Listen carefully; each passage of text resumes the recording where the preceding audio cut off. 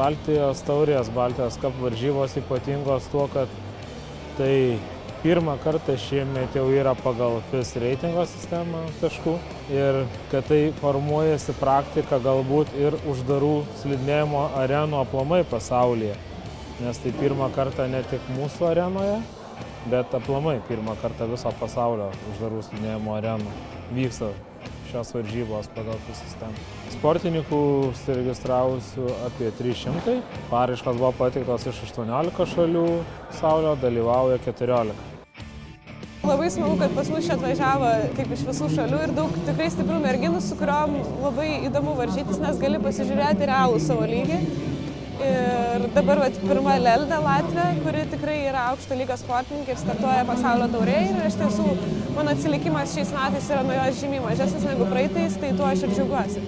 I didn't make any expectations for my race. Of course I wanted to win because it's always for the athletes, it's the aim, but yeah, I was trying the best, so it happened and I win.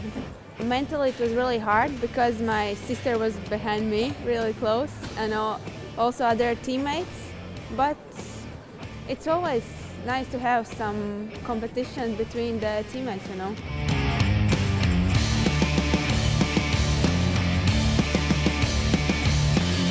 Visai neblogai, kaip man tiesiog trasa nebuvo patogi man, kadangi trasa yra labiau didesniems ir stipresniems vyrams. Aš kaip kalnų slidininkas pakankamai matas ir vikrus, tai man lengviau ir patogiau čiuožti trasas, kurios yra sudėtingos, sunkios, su daug posūkių, o šitai yra visiškai atvirkščiai.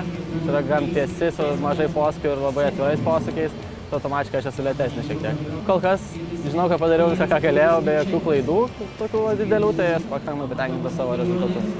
We've been racing together for so many years, and it's the best team we can choose.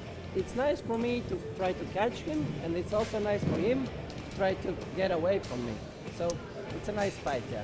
It's also nice for spectators, you know.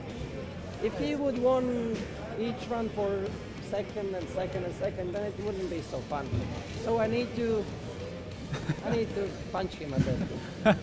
Here is really good for trainings, especially this is the only place where we can train on the ice, and it's really good preparation for World Cup as well, because there is really hard conditions, and this condition it's really good, always a good conditions. Mes visada džiaugiamės, skambina ir sako, va, kažkur tai nėra gero oro, sakau, pas mus tai visada saulė šviečia, sniegas, vėjo nėra.